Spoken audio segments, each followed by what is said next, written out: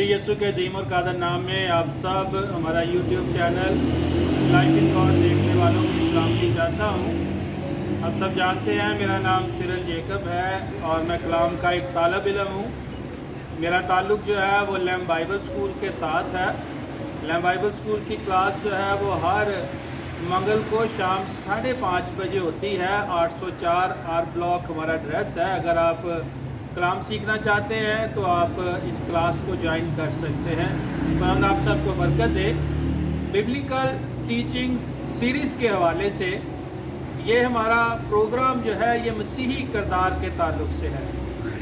जो पहला प्रोग्राम किया था उसमें हमने मसीही और किरदार, मसीही किसे कहते हैं, किरदार क्या होता है, मसीही किरदार को हम किस तरह से समझ सकते हैं, इस पर थोड़ी सी डिस्कशन की थी, जिसमें मैंने आपके साथ ये शेयर किया था कि अगर हम मसीही किरदार को समझना चाहते हैं तो पहली बात हमें ये समझना ज़रूरी है कि यीशु मसीह का ज़मीन पर किरदार क्या था।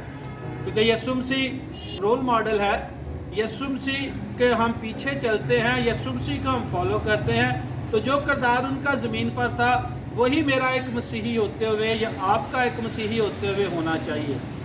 और अगर हम यीशु मसीह के मसीही किरदार को समझना चाहते हैं तो दूसरी अहम तरीन बात ये थी कि हम ज़मीन पर यीशु मसीह के मकासद को समझें जिसके लिए वो ज़िंदगी गुजार रहे थे। और हम जो है जहाँ पर हमने ख़त्म किया था कि 7 मकासद पर गौर करेंगे जो यीशु मसीह ने ज़मीन पर अपने बाप की मर्ज़ी को पूरा करते हुए उन मकासद को पूरा किया है। तो पहला मकसद जिस पर हम गौर करेंगे वो ये है, यीशु मसीह के ज़मीन पर 7 ज़मीनी मकासद। पहला मकसद अपने बाप की मर्ज़ी को ज़मीन पर पूरा करना, to fulfil the will of his father. खुदा बाप ने यीशु मसीह को ज़मीन पर भेजा और यीशु मसीह का ज़मीन पर पहला मकसद ये था कि वह अपने बाप की मर्ज़ी को पूरा करे। यीशु मसीह से पहले ज़मीन पर कोई भी ऐसा शख्स नहीं गुजरा जिसने खुदा बाप की कामल मर्ज़ी को 100% इस ज़मीन पर पूरा किया हो। कलाम मुक़द्दस में हमें बेशुमार सूरमा नज़र आते हैं, ऐसे लोग नज़र आते हैं जो खुदा बाप की मर्ज़ी को पूरा करना चाहते थे, लेकिन कोई भी ऐसा नहीं है जिसने खुदा बाप की मर्ज़ी को ज़मीन पर 100% पूरा किया हो। इन्हीं बहुत सारे अशख़ास में से खुदा का एक बंदा है जिसको हम दाऊद के नाम से जानते हैं।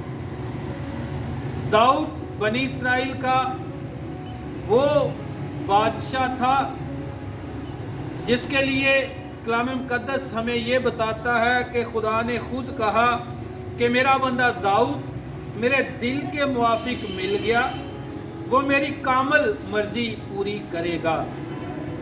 लेकिन हम ये भी देखते हैं और बाइबल मुक़द्दस हमें बताती है, बाइबल मुक़द्दस ही हमें दिखाती है कि खुदा का ये बंदा जिस पर खुदा ने एक बड़ा इन्हिसार किया कि वो खुदा की कामल मर्ज़ी पूरा करेगा, वो भी खुदा की कामल मर्ज़ी को अपनी ज़िंदगी में पूरा करने में बारहा नाकाम रहा। और दाऊद से पहले हम एक शख्स को देखते हैं जिसे ईमानदारों का बाप कहा गया है, जिसका नाम अब्राम था, जिसे बदल कर खुदा ने अब्राहम रखा, जिससे खुदा ने ये वादा किया कि खुदा उसे एक बेटा देगा, एक नस्ल देगा जिसके वसीले से दुनिया की तमाम कौमें बरकत पाएंगी। और आप और मैं इस बात से वाक़फ़ हैं, इब्राहिम की स्टोरी से वाक़फ़ हैं कि इब्राहिम की बीवी सारा जो थी वो बांझ थी, और जब खुदा ने उन्हें बेटा दिया तो इब्राहिम 100 साल का और सारा 90 साल की थी। लेकिन हम ये भी जानते हैं कि खुदा के पैगाम, खुदा के वादे के बावजूद खुदा पर ईमान लाकर अपना घर बार छोड़कर खुदा की मर्ज़ी से मुल्क कनान की जानब चलने के बावजूद जब सारा ने इब्राहिम को ये कहा कि मेरे औलाद नहीं होती, तू मेरी لونڈی سے شادی کر لے تو اس نے اس لونڈی کو لیا اور اس سے بیاہ کیا۔ اب اس وقت کے کلچر کے حساب سے، تہذیب کے حساب سے یہ بات انہیں ٹھیک لگتی تھی، لیکن خدا کے کلام اور خدا کی مرضی کے حساب سے یہ بات ٹھیک نہیں تھی، کیونکہ لکھا ہے کہ ابراہیم خدا پر ایمان لایا، اسے پتا تھا خدا مجھے بیٹا دے گا، پھر بھی اس نے اس بات کو قبول کر لیا اور اپنی بیوی کی بات مان کر اس نے لونڈی سے بیاہ کر لیا۔ اور ہم یہ دیکھتے ہیں کہ اس سے ابراہیم کو بیٹا تو مل گیا، لیکن خدا کے پروگرام میں خلل پڑ گیا، اور پھر جب سارا نے اسے لونڈی اور اس کے بیٹے کو نکالنے کے لیے کہا تو اس نے انکار کیا، لیکن خدا کا بنی نوع انسان کی نجات کا سارا پروگرام وعدہ کے فرزند اسحاق کے ذریعے ہی پایا تکمیل تک پہنچنا تھا۔ تو ہم یہ دیکھتے ہیں کہ ابراہیم بھی خدا کی مرضی کو پورا کرنے میں ناکام رہا، لیکن یسوع مسیح ایک ایسا خدا کا بیٹا تھا، ایک ایسا شخص زمین پر گزرا ہے جس نے اپنی زندگی کی ہر آزمائش کے اندر، ہر کڑے وقت کے اندر، ہر مشکل ترین حالت کے اندر اپنے باپ کی مرضی کو پورا کیا۔ جب شیطان نے اس کو آزمایا بنا لے اور اپنی جسمانی ضرورت کو پورا کرے، تو یسوع مسیح نے ایسا نہیں کیا۔ یسوع مسیح نے کہا، لکھا ہے کہ آدمی صرف روٹی ہی سے جیتا نہ رہے گا، بلکہ ہر بات سے جو خدا کے منہ سے نکلتی ہے، یعنی جو اس کے باپ کی مرضی ہے، اس نے اسی کی کامل فرمانبرداری کی ہے۔ یونا رسول کی انجیل اس کا 4 باب اور 34ویں آیت میں ہم دیکھتے ہیں کہ یسوع نے کیا کہا۔ یسوع نے ان سے کہا، یعنی اپنے شاگردوں سے مخاطب تھے یسوع مسیح، اور انہوں نے کہا، میرا کھانا یہ ہے کہ اپنے بھیجنے والے کی مرضی کے موافق عمل کروں اور اس کا کام پورا کروں۔ اسی طرح ہم یونا کی انجیل کے 5ویں باب کی 19ویں آیت میں دیکھتے ہیں، پس یسوع نے ان سے کہا، میں تم سے سچ کہتا ہوں کہ بیٹا آپ سے کچھ نہیں کر سکتا سوا اس کے جو باپ کو کرتے دیکھتا ہے، کیونکہ جن کاموں کو وہ کرتا ہے انہیں بیٹا بھی اسی طرح کرتا ہے۔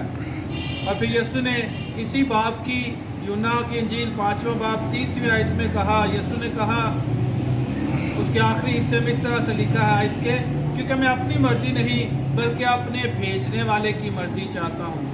اور اسی طرح یسوع نے یونا کی انجیل 6 باب کی 38ویں آیت کے آخری حصے میں کہا کہ اپنی مرضی کے موافق عمل کروں، بلکہ اس لیے کہ اپنے بھیجنے والے کی مرضی کے موافق عمل کروں۔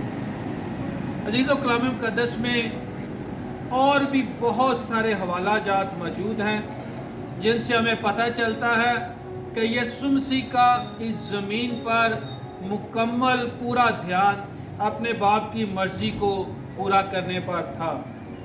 اور بائبل مقدس ہمیں یہ بتاتی ہے عبرانیوں کے خاتمے 12ویں باب کی 2 آیت میں کہ اپنے باپ کی مرضی کو پورا کرنے کے لیے، اس کے لیے اس نے شرمندگی کی پرواہ نہ کر کے صلیب کا دکھ سہا۔